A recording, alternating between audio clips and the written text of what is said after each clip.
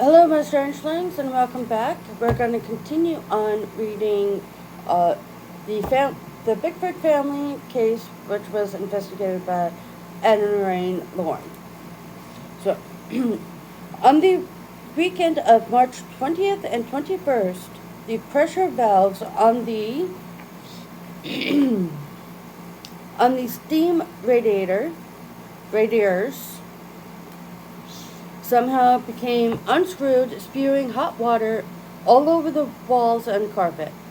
Pete's first inclination was to blame Vicky or Eric, but they weren't home when it happened.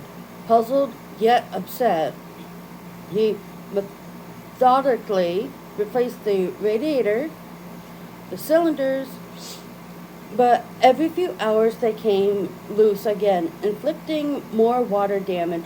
Finally, he turned up the heat in the basement. Meanwhile, the pounding was becoming more frequent and intense.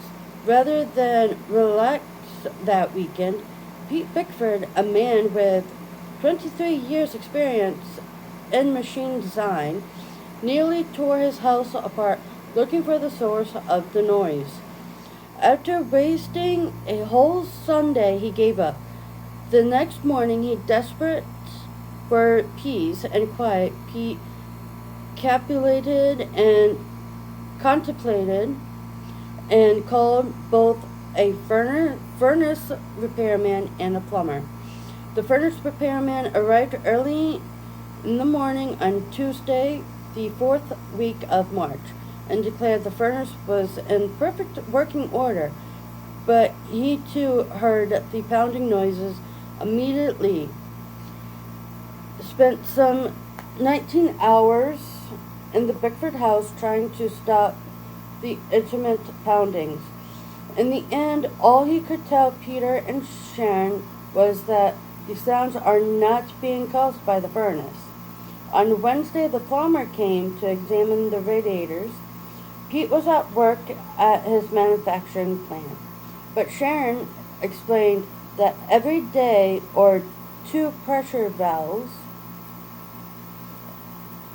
Every day, one or two pressure valves were unscrewed themselves, spewing out steam and hot water.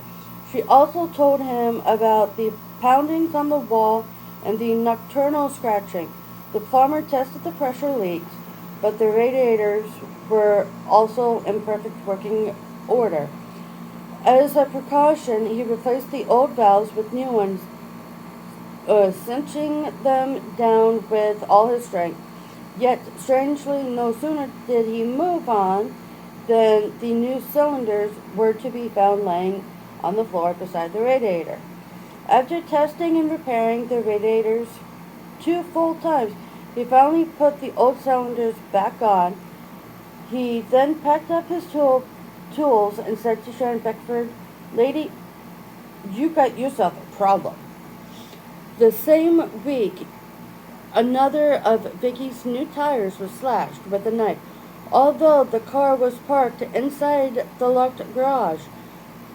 As usual, however, flat tires had become insignificant compared to the turmoil going on inside the house. Each day, particularly after sunset, the pounding on the house and walls grew louder and louder.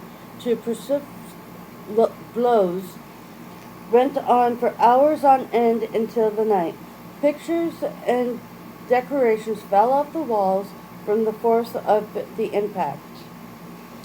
Finally, the Beckfords tried to cope with the unreasonable problem by going out to dinner, milling through the shopping malls, or frequently drive-in movies that could keep them away as late as possible.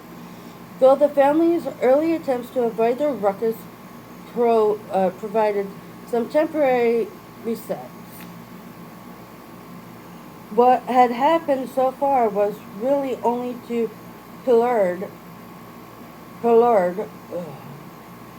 to the pandemonium that was in store. On Sunday, March 31st, yet another knife hole appeared in one of Vicky's new radials.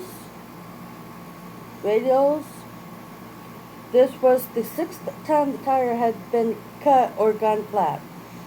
It was also the last time she would have tire problems, because that night an unexplainable vandalism of the past month transformed itself into an overt supernatural activity. Around 10 o'clock that Sunday night, with the unstoppable pounding going on, Pete and Sharon were watching television in their bedroom, the quietest place in the house. Eric and Vicky, afraid to be by themselves, sat on the floor nearby.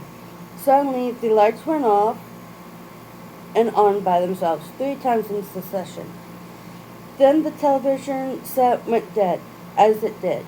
The Beckfords watched as the heavy wooden bedroom dressers eerily began to levitate a few inches off the floor. Aghast, they watched as the loaded dressers, 6 feet long, weighing some 250 pounds, began violently twisting back and forth.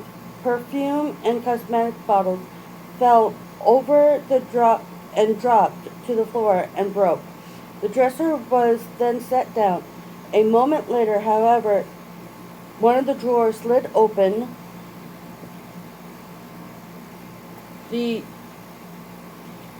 drawer hovered for a second, then slammed forcefully shut. Soon all the drawers were slamming in and out themselves. Alright, that would be it for tonight. And then tomorrow night I shall continue on. So I'll see you guys in the next video. Bye.